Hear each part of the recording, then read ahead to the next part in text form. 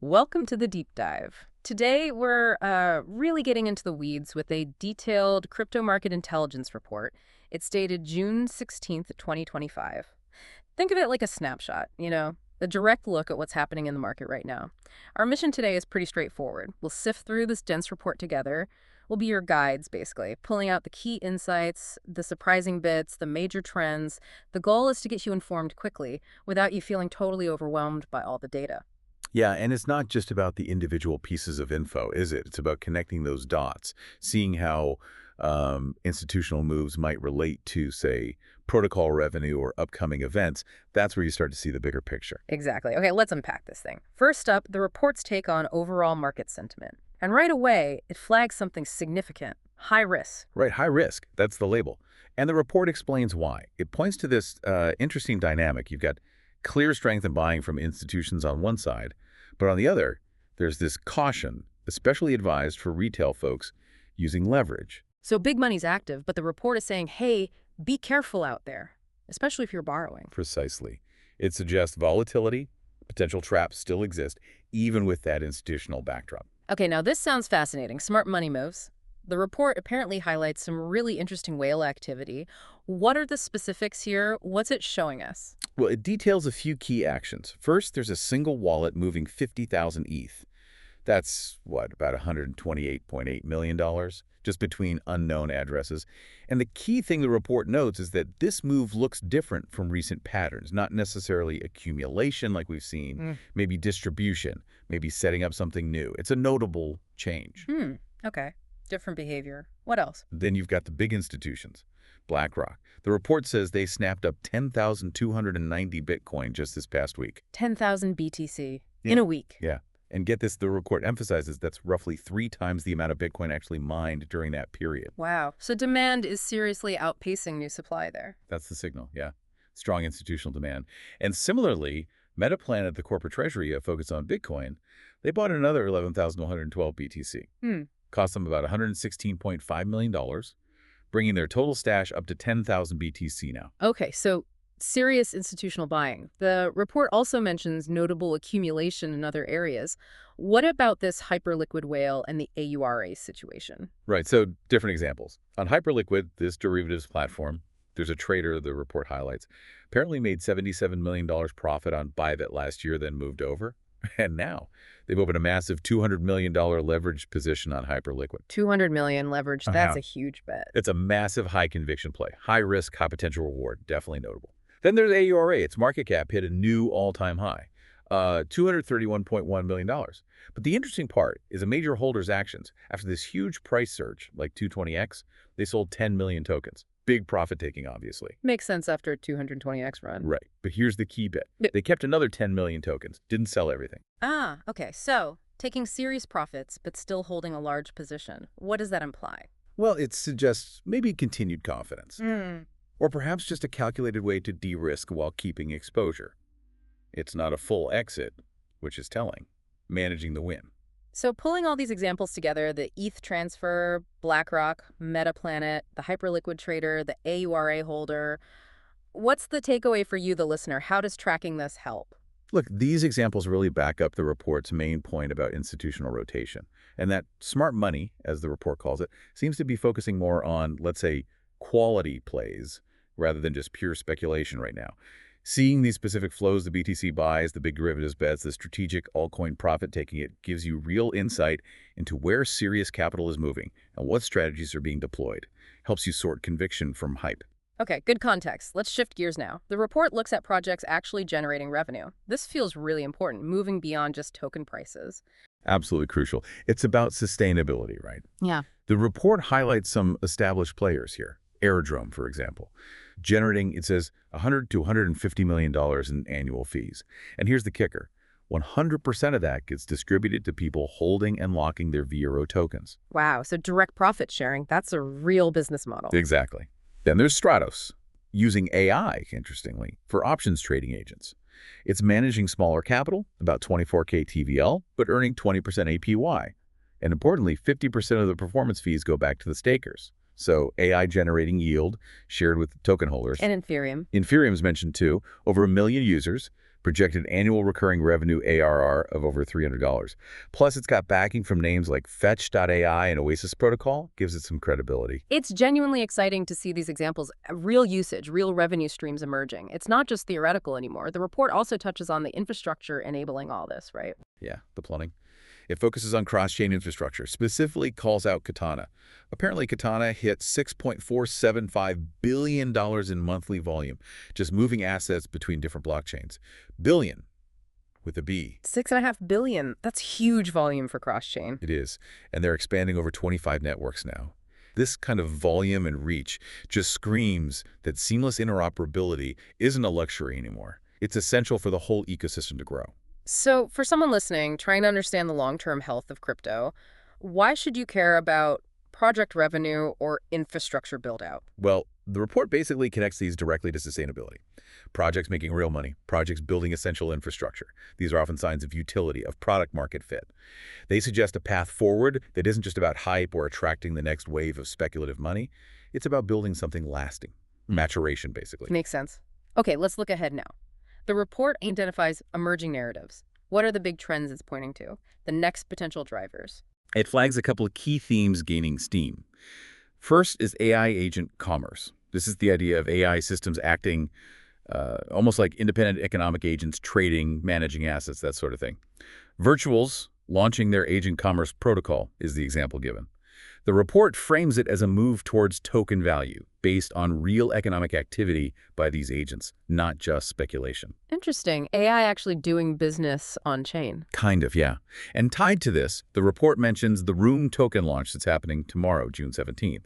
It's focused specifically on AI finding trading alpha, profitable opportunities. Okay, AI is one. What's the second big narrative? Bitcoin DeFi expansion. This is all about bringing DeFi applications, lending, borrowing, yield to Bitcoin itself, tapping into that huge pool of capital locked up in BTC. The report points to Maple Finance launching Bitcoin yield products, basically ways for institutions and others to earn returns on their Bitcoin holdings within a DeFi framework. Bringing yield to Bitcoin. That's been talked about for ages. Exactly. And Nexus Mutual is another example here. They're enabling potentially huge insurance coverage, like $50 to $100 million, maybe more, backed by Bitcoin restaking, using DTC derivatives to secure other protocols and earn rewards. Got it. So based on these AI and Bitcoin DeFi trends, the report lists some top narrative plays. Again, just reporting what the source says. Right, not recommendations. Based on those themes, it mentions Virtual and veAERO as established plays. veAERO specifically notes staking yields are available, and MapleE, which fits that Bitcoin DeFi expansion narrative. And for smaller cap projects? For smaller caps, it lists Room, that AI project launching tomorrow. Agentic, which is described as being in asset management, possibly AI related too, and Elytra, focused on trading signals. Okay, and it even gives ultra early mentions, like what's just about to happen. Yeah, this is like the pipeline. It mentions BIB launching in 4 days on the Virtuals platform tied to veAERO points allocation, which often hints at future rewards or airdrops. Also, the ESTEE token launching tomorrow, June 17th at a specific time, 6 p.m. UTC. And generally, multiple Genesis tokens launching simultaneously on Virtuals, each with different ways points or allocations work. So, a heads up on brand new stuff hitting the market very soon. Speaking of what's next, the report also lists concrete upcoming events in the next week. What should people know about? Okay, key dates. We've got TDE's token generation events. That's when the token starts trading. Room is June 17th, 18th with sales. Steem has an IDO, an initial DEX offering, June 18th, 23rd for certain token holders. Onion has its TGE on June 18th. So several new tokens hitting exchanges. Any other launches? Yep. Bybit is launching an on-chain DEX. There's ByReal launching June 30th on Solana. And the Floki Valhalla game had its global launch today, June 16th. Busy week. The report also flags major unlocks. Why are these important for the market? Unlocks matter because they release tokens that were previously locked, often held by the team, early investors, advisors. When these tokens become sellable, it can create significant selling pressure. More supply hitting the market, potentially pushing prices down. Exactly. The report lists several with big unlocks coming soon.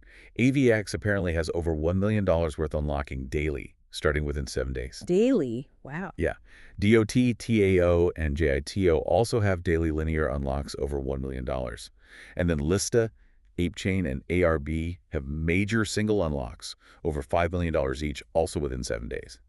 Knowing these schedules helps anticipate potential supply changes. So how does knowing about these narratives, launches, unlocks help you navigate things? What's the practical application? Well, they're all potential catalysts, right? A hot narrative or big launch can attract attention and money. A huge unlock can pressure price downwards. Macro events shift the whole mood. Tracking this calendar helps you anticipate where volatility might spike, understand what scheduled events could influence prices and market focus in the near term. It's about being aware of the potential moving parts. Okay, let's shift to some hard data points. The report looks at protocol TVL movements. Total value locked shows growth and contraction. Right, TVL, total value locked. It's often used as a rough gauge of user adoption or confidence in a protocol. More value locked generally means more activity. The report highlights growth in super sats hitting $232 million TVL, and notably, a big jump in users, over 41,000 added. Pendle, the yield protocol, made it into the top 10 by TVL, reaching $5 billion. That's huge. 5 billion TVL for Pendle. Yeah, but here's the crucial context the report provides. 50% of that, half of it, was driven by Ethena's sUSDe, their synthetic dollar. Ah, so its growth is heavily tied to the popularity of one specific asset or strategy. Exactly. Context matters hugely with TVL. Mantle, the Layer 2 network, also showed strong growth over $940 million TVL, making it the 8th largest ETH staking platform now. And on the flip side, any contractions mentioned? Yes, and Notes FX protocol saw its TVL drop quite a bit, down to $111 million. It's a 40% decline just since the start of June. Ouch, a 40% drop in a couple of weeks. What might that signal? Could be several things. Maybe users moving assets elsewhere for better yield, maybe concerns about the protocol, declining engagement. It's usually not a positive sign, that kind of rapid decrease. The report also emphasizes institutional backing. Which projects got nods for recent funding, and why does this matter to you listening? Knowing who the big VCs or established companies are backing is important. It signals validation, brings resources, connections.